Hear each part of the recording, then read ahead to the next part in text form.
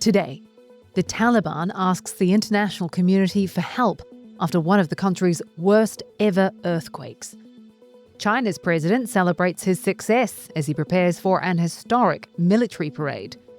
Brazil's president prepares for the final phase of his coup plotting trial. And Dwayne The Rock Johnson breaks out of his Hollywood mould at the Venice Film Festival.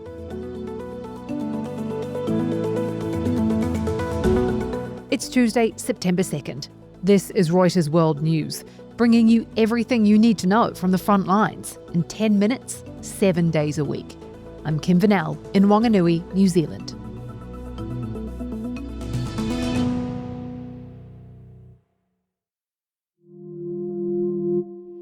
In Afghanistan, the Taliban is pleading for help after a devastating earthquake.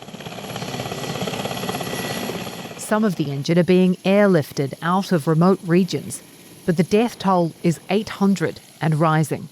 In Kunar, resident Hekmatullah clears the rubble of his home. In the debris lies the bodies of 8 of his family members, all killed in the magnitude 6.1 quake. Charlotte Greenfield has more. The areas that are worst affected by the earthquake are really remote rural areas. They're mostly small mountainside villages. There was also a huge amount of rain in the 24 hours before the earthquake, which has made the roads much more impassable. And even in a normal situation, some of these villages are only accessible by 5 to 6 hours walk on foot. So that gives some insight into the scale of the problem. Charlotte says US aid cuts have seen health clinics close in the areas worst affected, and the Taliban government is struggling.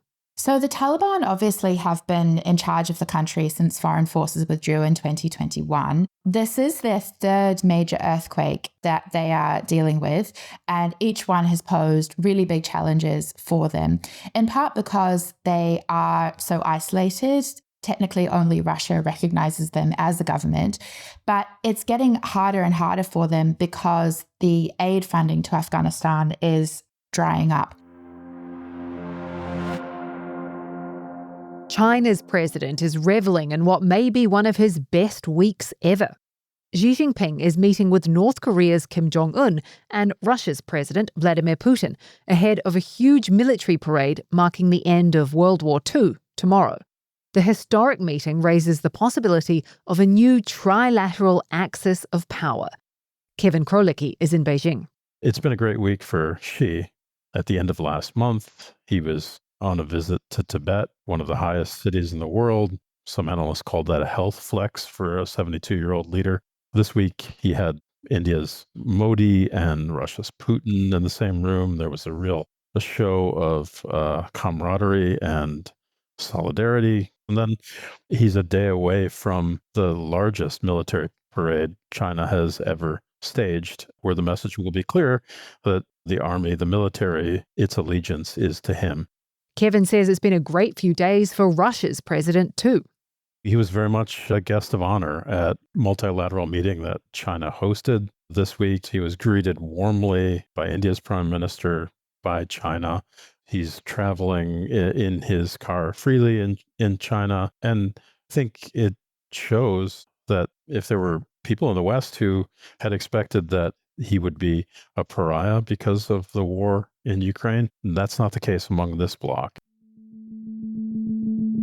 North Korean leader Kim Jong-un, by the way, arrived in Beijing in one of his signature bulletproof trains.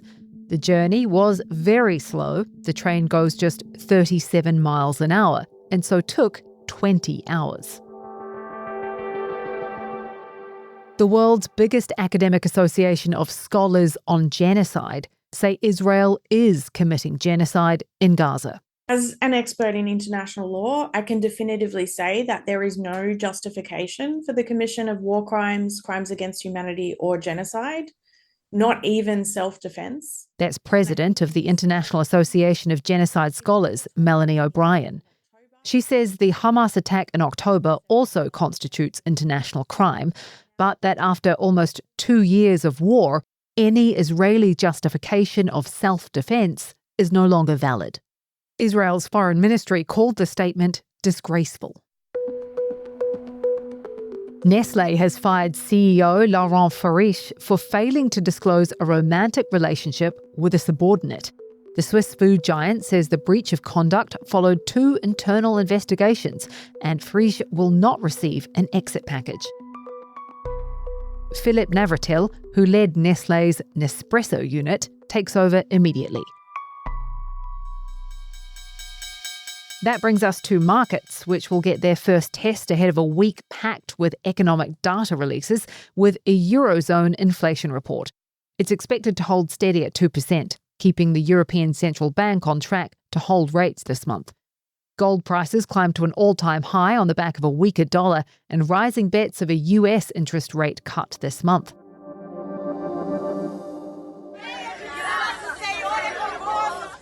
Supporters of Brazil's former president Jair Bolsonaro rally outside his home as the country's Supreme Court goes into final deliberations on his trial.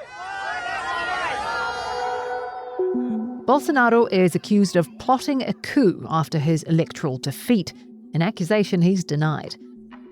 At the centre of the trial is Supreme Court Justice Alexandre de Moraes, a polarising figure who's taken on Bolsonaro, Elon Musk, and even defied US sanctions. Manuela Adriani is in Sao Paulo. Brazil is testing a strategy to block the far right by prosecuting this case. Does the far right succumb if their leader is in jail? We don't know that. What we hear from Bolsonaro's allies is that they want to elect enough senators that will allow them to impeach Moraes and other Supreme Court justices. So it could be that this attempt to use the courts to rein in the far right actually backfires.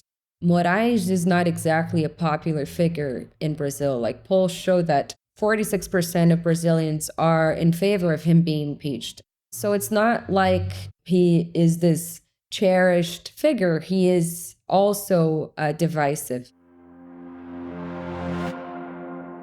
President Donald Trump says he'll award the Presidential Medal of Freedom to Rudy Giuliani, just days after the former New York mayor was hospitalized following a car crash in New Hampshire. The medal is the highest US civilian honor, typically given for exceptional contributions to national values, public service, or global peace. A quick heads up, the next segment contains strong language. Tell us in your own words what you said.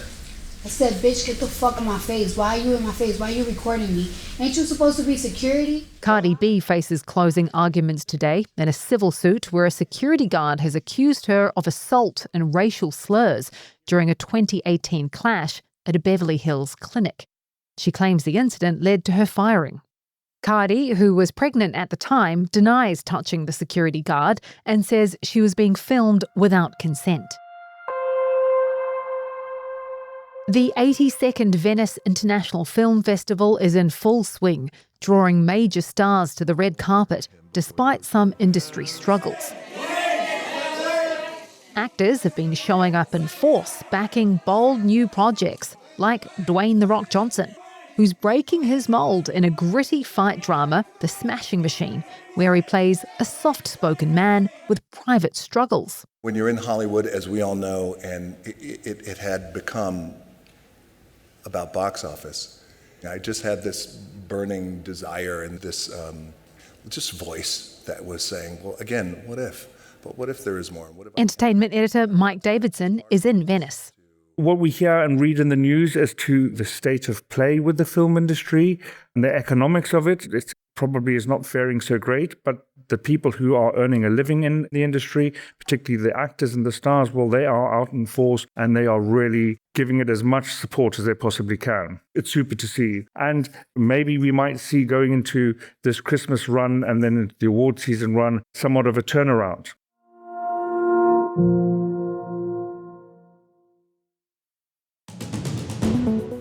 And for today's recommended read, not to make you feel old, but Finnish DJ Darude's international dance hit Sandstorm has turned 25.